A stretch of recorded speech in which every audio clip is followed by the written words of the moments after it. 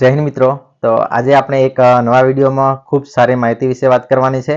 ખાસ કરીને હાલ જે પોલીસ ભરતીની શારીરિક કસોટી ચાલી રહી છે એની અંદર ગઈ ભરતી કરતા આ વખતે ખૂબ સારા વિદ્યાર્થીઓ પાસ થઈ રહ્યા છે। આ વખતે શારીરિક કસોટી માટે ખૂબ ઓછો સમય મળ્યો હતો પ્રેક્ટિસ માટે, છતાં પણ વિદ્યાર્થીઓની ખૂબ સારી મહેનત કહેવાય કે આ વખતે પણ પોતાનું બેસ્ટ પરફોર્મન્સ આપી અને ખૂબ સારી રીતે સફળ પણ થઈ રહ્યા છે। પીએસઆઈની કસોટી, શારીરિક કસોટી હમણાં ટૂંક સમયમાં 9 ફેબ્રુઆરીની સુધીમાં પૂરી થઈ જવાની છે, બરાબર। એના પછી એલઆરડીની ચાલુ થશે, ફક્ત એલઆરડી વાળાની। તો આ જે પીએસઆઈની 9 ફેબ્રુઆરી પૂરી થઈ જશે તો પછી આપણી પરીક્ષા, લેખિત પરીક્ષા ક્યારે આવશે, આપણને કેટલો સમય એની અંદર મળશે, એના વિશે આપણે ખાસ વાત કરવાની છે આ વિડીયોમાં। કારણ કે જો આપણે અંદાજ પણ ખબર ના હોય કે લેખિત પરીક્ષા ક્યારે આવશે તો આપણે તૈયારી કેવી રીતે કરી શકીએ, કેટલા સમયમાં આપણે કેટલું કવર કરવાનું છે, કેટલું રિવિઝન કરવાનું છે, કેટલું નવેસરથી તૈયાર કરવાનું છે, એ વસ્તુ આપણને ખબર ના પડે। કેમ કે આપણને એક અંદાજ તો હોવો જોઈએ કે આટલામાં જો આ મહિનામાં પરીક્ષા આવી શકે તો આપણે એ રીતે પહેલાથી જ એડવાન્સમાં તૈયારી એવી રીતે ચાલુ રાખવી પડે, બરાબર।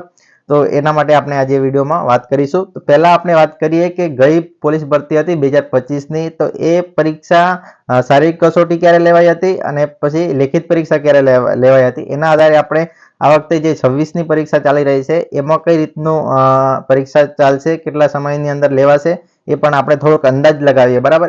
પછી એ પ્રમાણે આપણને તૈયારી કરતા આપણને ખબર પડે, બરાબર। આયોજન કરતા ભાવે કે કેટલા સમયની અંદર કયા વિષયો આપણે તૈયાર કરવા, બરાબર। તો સૌથી પહેલા આપણે અહીંયા જોઈએ, તમે 2025ની અહીંયા તમે ભરતી જોઈ શકો છો, બરાબર। આ 2025ની જે ભરતી છે એની પ્રોસેસ આપણે જોઈએ તો સૌથી પહેલા શારીરિક કસોટી એ 2025ની અંદર 9-10 જાન્યુઆરીથી ચાલુ થઈ હતું અને ફેબ્રુઆરીના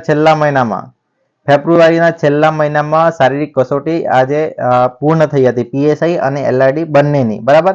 એટલે કે ગઈ વખતે 45 થી 50 દિવસ જેટલી ભરતી જે પ્રોસેસ હતી શારીરિક કસોટીની એ ચાલી હતી, બરાબર।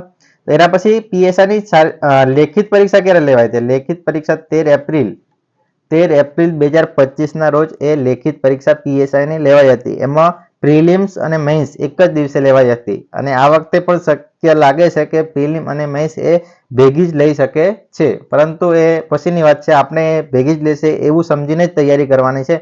તો અહીંયા તમે જોઈ શકો છો કે 9-10 જાન્યુઆરીથી ચાલુ થઈ અને ફેબ્રુઆરીના છેલ્લા અઠવાડિયામાં પૂરી થઈ, એના પછી માર્ચ મહિનો, બરાબર। માર્ચ મહિનો નીકળ્યો અને 13 એપ્રિલ એટલે કે 12 દિવસ બીજા પછી 13 એપ્રિલે પરીક્ષા પીએસઆઈની આયોજન કરી લીધું હતું અને લઈ લીધી હતી, બરાબર। એટલે કે વચ્ચે 1 મહિનાથી ઉપર એટલે કે 1.5 મહિના જેટલો સમય વચ્ચે મળ્યો હતો અને 1.5 મહિનાની સમયની અંદર વચ્ચે આયોજન કરી અને પીએસઆઈની પરીક્ષા ઝડપથી લઈ લીધી હતી, બરાબર। એના પછી લોકરક્ષકની પરીક્ષા 15 જૂને લેવાઈ હતી।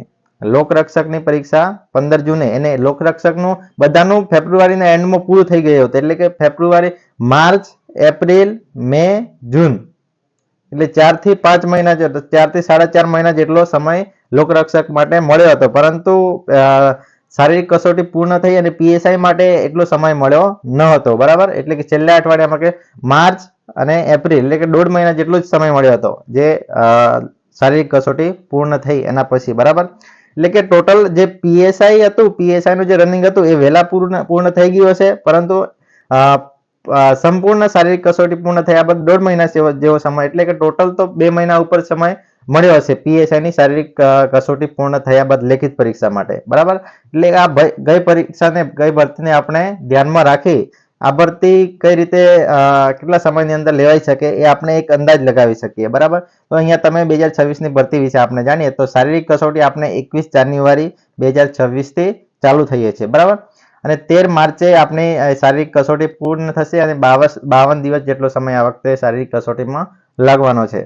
તો આપણે જે પીએસઆઈની પરીક્ષા ક્યારે લેવાશે એ ખૂબ જરૂરી છે, કારણ કે લોકરક્ષકની ભરતી તો જે પરીક્ષા છે લેખિતની એ તો એની અંદર સમય આપણને મળશે અને એ પછી થોડા જૂન જુલાઈ સુધી લેવાઈ શકે, બરાબર। એના પહેલા એ મુશ્કેલ છે, પરંતુ પીએસઆઈની પરીક્ષા એ સંભવિત આપણે કહી શકીએ કે સંભવિત તારીખ જે એપ્રિલ મહિનામાં સરકાર ઈચ્છે અને ભરતી બોર્ડ પણ ઈચ્છે તો એપ્રિલ મહિનામાં 100% પીએસઆઈની પરીક્ષા લેવી હોય તો લઈ શકે છે, બરાબર।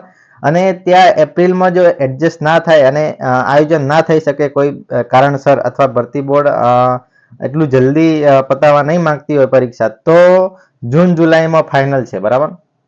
પીએસઆઈની શારીરિક કસોટી પૂર્ણ થયા પછી જૂન જુલાઈમાં તો તમારી ફાઇનલ પરીક્ષા છે, પરંતુ શક્ય છે કે એપ્રિલમાં પણ તમારી પરીક્ષા લેવાઈ શકે છે. તો આપણે એ રીતે આપણે તૈયાર રહેવાનું છે. પીએસઆઈ વાળાને ખાસ કરીને 9 ફેબ્રુઆરીએ પીએસઆઈની શારીરિક કસોટી પૂર્ણ થવાની છે. તો 9 થી ફેબ્રુઆરી એટલે 20 દિવસ જેવો 19-20 દિવસ જેટલો ફેબ્રુઆરીનો સમય ગણો, અને પછી માર્ચનો 1 મહિનો ગણો, એટલે કે દોઢ મહિનો એક મહિનો અને 20 દિવસ, અને 15 દિવસ બીજા ગણો, એટલે કે 2 મહિના જેટલો સમય હજુ તમને મળશે. પીએસઆઈની શારીરિક કસોટી પૂર્ણ થયા પછી 2 મહિનાથી ઉપર સમય તૈયારીનો મળશે. જો તમારી પરીક્ષા એપ્રિલમાં લઈ શકે, ભરતી બોર્ડ નક્કી કરે કે એપ્રિલમાં લેવી છે, તો તમને 2 મહિના ઉપરનો સમય મળી શકે, એટલે ખૂબ જ ઓછો સમય કહેવાય. કારણ કે આપણે મેથ્સ રીઝનિંગ જ 100 માર્ક્સનું કરવાનું છે. તો એક નવા ફ્રેશર વિદ્યાર્થી તરીકે મેથ્સ રીઝનિંગને ઓછામાં ઓછા 2 મહિના તમારે જોઈએ, વ્યવસ્થિત રીતે તમારે પૂર્ણ કરવું હોય તો, બરાબર. અને તમે પહેલા તૈયારી કરેલી હોય તો તમે 1 મહિનામાં પણ તમે કવર કરી શકો, રિવિઝન કરી શકો, અને બીજા વિષય પણ તમારે સાથે કરી શકો. અને સાથે મેન્સ પણ કરવાનું. મેન્સ પણ એવું નથી કે અલગથી એના માટે સમય મળશે. મેન્સ પણ આ સમયની અંદર જ આપણે તૈયાર કરવાનું છે. એટલે કે ઓલ ઓવર જોવા જઈએ તો એપ્રિલમાં જો પરીક્ષા લેવાય તો આપણા જોડે ખૂબ જ ઓછો સમય છે. ફક્ત આમ જોવા જઈએ તો ખાલી રિવિઝનનો જ સમય છે. તો આપણે 1 પણ કલાક કે 1 પણ મિનિટ બગાડ્યા વગર હાલ પીએસઆઈની જો તમે તૈયારી કરો છો તો લાગી જવું જોઈએ. અને એની સાથે સાથે બીજી પણ એક જરૂરી બાબત છે કે સીસીની પણ પરીક્ષા 15 માર્ચ આસપાસ લઈ શકે એવી શક્યતા છે. એવી આ જે માહિતી મળી રહી છે, બરાબર. એવી સોશિયલ મીડિયા પર માહિતી ચાલી રહી છે કે 15 માર્ચથી કદાચ સીસીની એક્ઝામ લઈ શકે. તો એના માટે પણ 90 માર્ક્સનું તો ગણિત રીઝનિંગ છે, 100 માર્ક્સનું આમાં છે, 90 માર્ક્સનું એમાં છે. સેમ ટુ સેમ સિલેબસ છે. એટલે ગણિત રીઝનિંગ તમે હાલથી જ સૌથી પહેલા તમે ગણિત રીઝનિંગ જ કવર કરો, અને એની અંદર વધારેમાં વધારે બેસ્ટ સ્કોર તમે ખેંચી શકો એવો પ્રયત્ન તમારો હોવો જોઈએ. એટલે તમે બંને પરીક્ષામાં તમારું પરફોર્મન્સ આપી શકો. અને સીસીમાં પ્રિલિમ તમે પાસ કરશો, તમારે પ્રિલિમમાં ખાલી ક્વોલિફાય થવાનું છે, બરાબર. એટલે જે 7 ગણા કે જેટલા ઉમેદવાર બોલાવાના છે, બરાબર, પ્રિલિમ પરીક્ષામાંથી મેન્સ માટે સીસીની પરીક્ષામાં, તો એમાં તમારે ક્વોલિફાય થવાનું છે. આ માર્ક્સ તમારે ફાઇનલ મેરિટમાં ગણાવવાના નથી, બરાબર. એટલે તમે મેથ્સ રીઝનિંગ સારું કરશો તો તમે બંનેમાં સારું પરફોર્મન્સ આપી શકશો. તો મેન વસ્તુ કહેવાનો મતલબ એવો છે કે તમે એપ્રિલને ધ્યાનમાં રાખી અને તૈયારી એટલી વધારે સ્પીડમાં રાખો અને વ્યવસ્થિત સમય આપો પોતાનો, અને સમય બિલકુલ વેસ્ટ નહીં કરો. એના માટે આજે વાત હતી, બરાબર. અને લેખિત પરીક્ષા આપણે એલઆરડીની વાત કરીએ તો એલઆરડીની લેખિત પરીક્ષા આ વખતે જૂન જુલાઈમાં લેવાશે, બરાબર. એ એપ્રિલમાં સંભવિત નથી. માર્ચ મહિનાની અંદર તો આપણે બોર્ડની પરીક્ષા ચાલશે, એટલે એપ્રિલના એન્ડ સુધી જો પીએસઆઈ લેવાની હોય તો આ લોકો લઈ શકે. પરંતુ એપ્રિલ પછી તો મે અને જૂનમાં તો વેકેશન હોય છે 1.5 મહિના જેટલું, એટલે કે આ વેકેશનમાં તો લગભગ ભરતી લેતા નથી, બરાબર. પછી જૂનમાં તમારી ભરતી ફાઇનલ લોકરક્ષકની જૂનમાં જો પરીક્ષા જો આ પીએસઆઈની એપ્રિલમાં ના લેવાય તો જૂનમાં પીએસઆઈને લેવાશે, અને જુલાઈમાં એલઆરડીની લેવાશે. એટલે કે જૂન જુલાઈમાં તમારી ભરતી જે લેખિત પરીક્ષા છે પીએસઆઈ અને એલઆરડીની બંનેની પૂર્ણ થઈ જશે. જો પીએસઆઈની ભરતી જૂનમાં લેવાય તો આપણા જોડે હજુ થોડો સમય વધારે મળશે, 4-5 4.5 મહિના જેટલો સમય મળશે.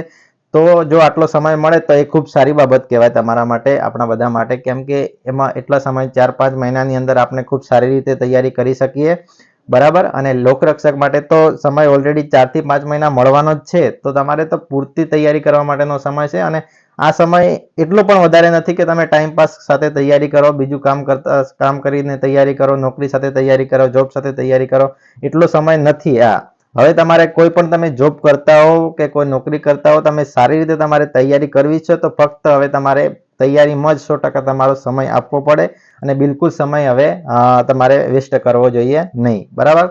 તો આજે એક અંદાજિત તમને મેં એટલા માટે કીધું છે 2026નો કે 2025ને ધ્યાનમાં રાખી, કે જેથી કરીને આપણને ખબર પડે કે આપણે હવે તૈયારી કઈ દિશામાં, કેટલા સમયમાં, કેવી રીતે આયોજન કરી અને આપણે ચાલુ કરવાની છે, અને આમાં આપણે પોતાનું બેસ્ટ પરફોર્મન્સ કઈ રીતે આપવું, બરાબર, કેટલા સમયની અંદર આપવું, એ આપણને થોડો ખ્યાલ આવી શકે એટલા માટે તમને આ માહિતી આપી છે, બરાબર.